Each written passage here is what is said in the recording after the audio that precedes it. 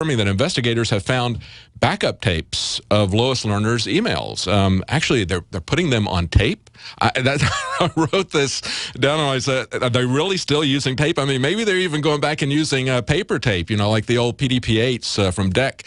I can't believe that they're putting this stuff on tape. But of course, as we pointed out, the chances of hers and several other people's disk drives failing simultaneously was astronomically small, especially when you multiply the probability of a chance. Typically, hard disk drives have a mean time between failure of about 5 years. So when you multiply that out by all these people that supposedly failed at exactly the same time, there's not a chance that that happened. But of course, as Alex has pointed out, as we've pointed out, they weren't just keeping them on their hard drives. They are backing them up. You've got companies that were bragging about the fact they provided backup for the IRS. So whether or not they're still putting this out on tape, I don't know. I'm surprised that anybody is backing stuff up on tape. Maybe they are. Maybe they've got enough stuff that they can do it. It take a long time to back up very much information on tape, however.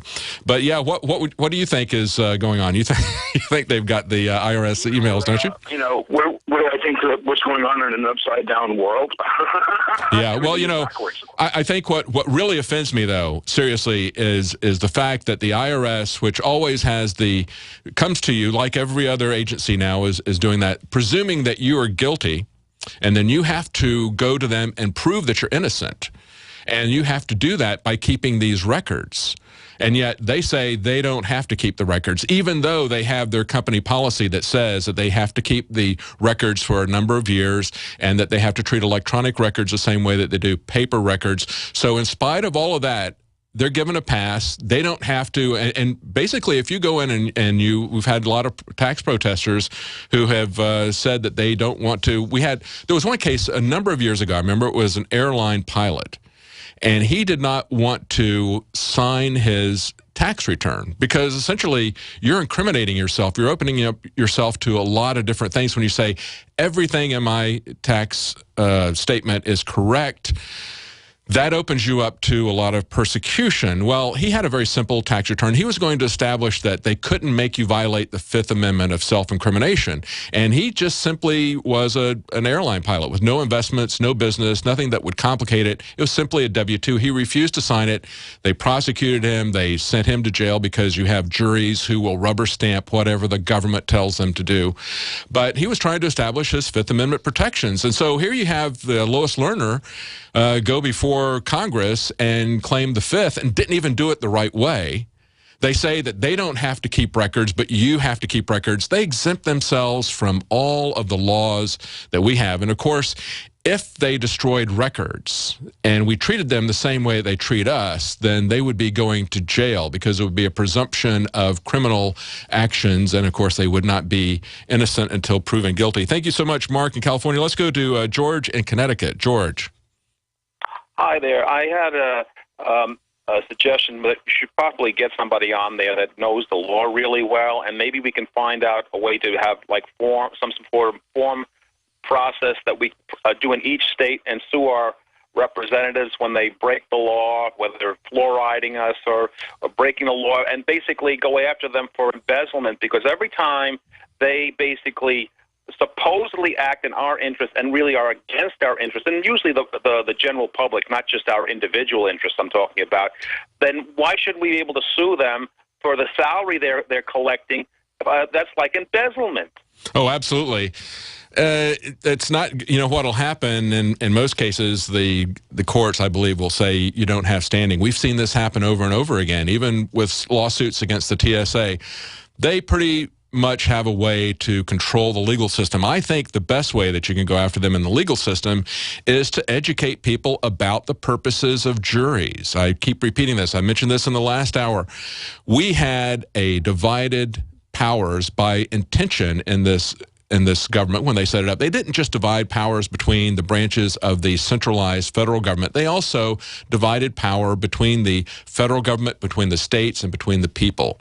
Now, the people don't just have an election box, of course. It's not just the ballot box, as we've famously heard. It's also the cartridge box, the Second Amendment, but it is also the jury box. That's one of the ways that you can stop injustices from being done to your fellow man. That's the way we roll back and void these laws.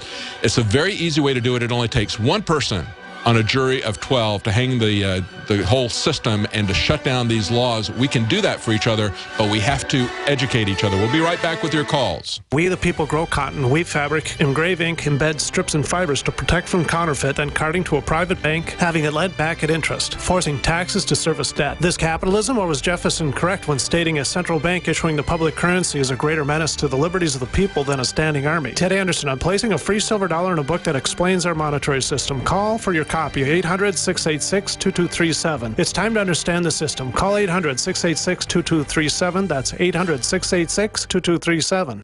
How can you save a ton of money and prepare for emergencies? By having your own in-home freeze dryer from Harvest Right. Now you can cut down on wasted food by freeze drying your leftovers. That's right. Create your own long-term food storage by freeze drying your own fruits, meats, vegetables, even complete meals with a Harvest Right in-home freeze dryer. Imagine the savings and the peace of mind. See how the amazing Harvest Right freeze dryer works at harvestright.com. By now, you may know that a Bitcoin is the first decentralized currency that's easily transferred from person to person over the internet. No bank needed. This means lower fees and accounts can never be frozen, limited, or closed. Plus, a large number of businesses and merchants already accept Bitcoins, and Bitcoins are easily exchanged for dollars, euros, and more.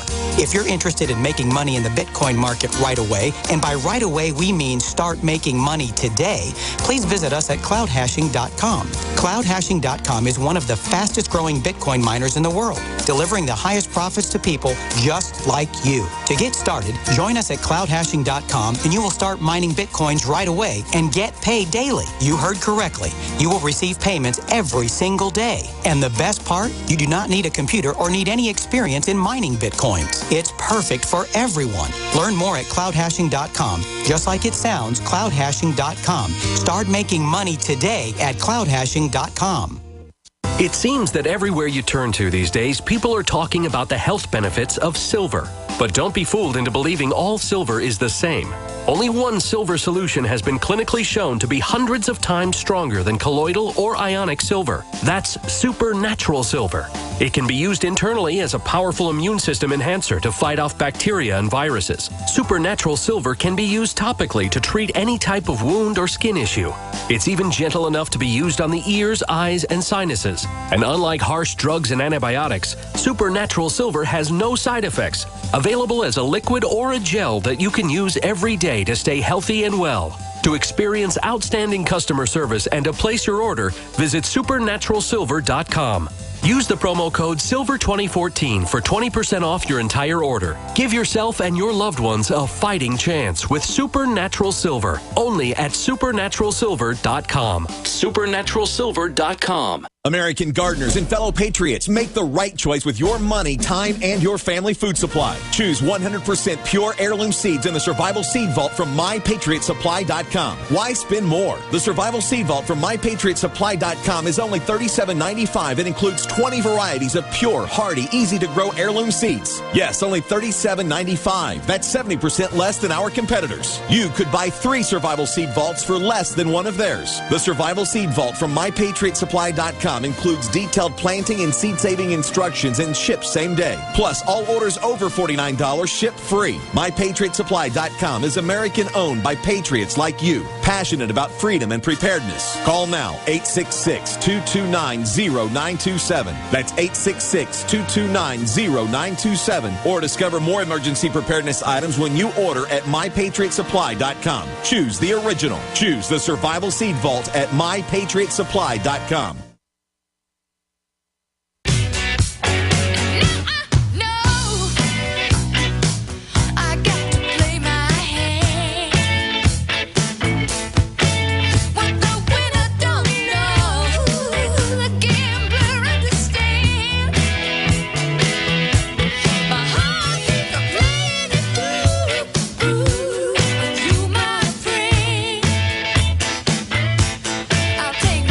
Welcome back to the Alex Jones Show. I'm David Knight, your host today. We're taking your calls at 800-259-9231. That's 800-259-9231. Before I go back to the calls, I just want to point out this article that was on New American today. ATF says guns are the problem. And in this article, what he points out is that there's essentially been a change in strategy in terms of shutting down the Second Amendment from the ATF. He points out that in George Bush's last year, 2008, there were just over 5,000 gun violation cases. Under Obama in 2013, there was a decline. I'm sorry, under Bush it was 6,700. Under Obama it was just over 5,000. It was a decline of 25%. So he says it looks like even though they're talking about how they want to get guns under control, that they really aren't doing those kind of prosecutions, but it's not that simple. He points out that what they're doing now is they're actually taking a different strategy. They're actually going to an obscure part of the 1934 National Firearms Act that allows the agency to go after violations that they perceive to be in the making, shipping, buying, and selling of firearms. So that's really where they're focusing on that. And they point out that these are very arcane, difficult rules to follow. So they like to entrap people with these types of regulations. But the key thing out of this article that I thought was interesting was the attitude of the ATF supervisor that was reported in USA Today. They quoted him by saying, do you want the police to solve crimes, or do you want them to go out and prevent crimes that haven't occurred yet? Well, I think I want them to solve crimes that have happened. I don't want them arresting people for things they haven't done. I mean, that goes way beyond the innocent until proven guilty idea. Okay, remember that antiquated idea that goes back to the Magna Carta, you know, that's been part of English common law for centuries, for millennia. You know, the idea that you have a jury trial, that you're innocent until proven guilty. How about we don't arrest people until there's actually even a crime that they're suspected of committing? But see, that's the attitude of the ATF. See, just having a gun makes you a criminal. Well, not exactly true. And they point out, they say, are we supposed to wait for him to commit a murder before we target him as a bad guy? Are we going to sit back and say, well, this guy doesn't have a bad record. Okay, so, you know, throw him back out there. Let him kill somebody. Then when he gets a bad record, then we're going to put him in jail? See, that's Minority Report pre-crime, but that's the attitude of our government. They believe that we're all criminals. They treat us like criminals because they believe we're all criminals. And they're willing to shut people down before they have committed a crime. They manufacture evidence. They manufacture charges, trying to get people to not go through a jury trial even. So they put a whole bunch of bogus charges on people when they arrest them, try to intimidate them and say, oh, we'll pull off some of these bogus charges if you'll cop a plea to this lesser thing. Just as we mentioned at the beginning of the program, over and over again, we see that when people stand up to the government as individuals, the government will back off from these things that they try to put on us under color of law, whether that's somebody having their hog production shut down, whether it's the Bundys, whoever it is. If you stand up and you say, you're not going to do that to us, or you stand up to them, as in the case of the Bundy Ranch especially, they said, we're not going to stand by while you wrestle or throw to the ground, rather, an elderly lady from behind, somebody who's recovering from cancer. We're not going to stand by while you do that type of thing here. Over and over again, we report that kind of brutality, but I was heartened to see people in that community, when they saw it happening in their community, they stood up and said, that's enough. We're not going to take that. All it takes is for you to stand up, for you to push back against this. They will, right now, what they'll do is give you a pass. They'll say, well, okay, well, then you can do it, but we're not going to let anybody else raise those kind of pigs. But we have to stand up and push them in court. Let's go to your calls right now. Let's go to John in California. John. Hello, John. Okay, sorry. I think he's dropped off here. Let's go to Jim in Connecticut. Jim. Hey, David. How you doing today? Doing good. How are you? Not bad, thank you. I'm with We Are Change Connecticut, out in Connecticut. Mm-hmm. And I think what we really need to start doing is everybody and their mother needs to start calling their local radio shows. Like I, for instance, call my local AM radio, and I bring up topics that they're not going to bring up on the radio show. Everybody needs to start confronting their politicians in an ambushed form. We just need everybody needs to get out there and start acting like a journalist. That's really what we're going to have to start doing for the information to be getting out there. Absolutely. That's a kind of guerrilla marketing, isn't it? To interject topics that the media doesn't want to talk about, because they've got some very specific things that they want to talk about and a lot of things that they aren't going to go anywhere near. We're going to be right back with your calls. Stay with us. We'll be right back after the break. That number is 800-259-9231. We're on the march.